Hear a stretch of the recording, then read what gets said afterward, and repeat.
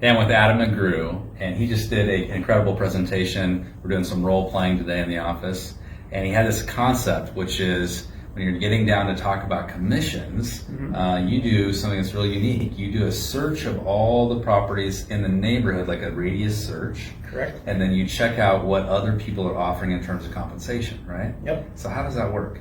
So essentially what it does is, as you can kind of see, I kind of print up a little map and I really present it visually, but I give about a half-mile radius around it, and I formulate what they're charging or compensating the buyer. So in this case, everything around this specific house was 5%.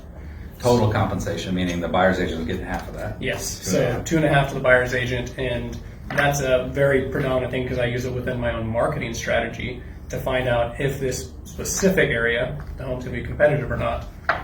So when I go over the competition, and if they're only giving 2.5, then I'll roll into why I feel that everything is just bland if they stay with that standard. Can I say standard? Well, I mean, I think it's relative to your market. If that's what's happening in your marketplace, it's all about competition, right? Yeah. So when you're asking them, what do you want to, or not asking them, but presenting what's being paid out there, you can help them be more competitive, right? And how do you help them be more competitive? Basically, by seeing that everything else around them is about the 5%, so 2.5 on each side, I highly recommend that they make that competitive and going to 6%, so it's 3% on each side. So I always ask them, you do want your home to be competitive, right?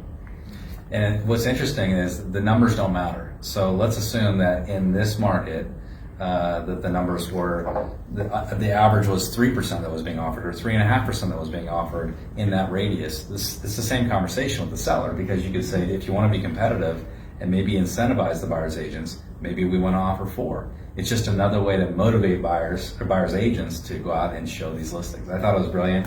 Great job, Adam. Have a great day. I'll see you next time.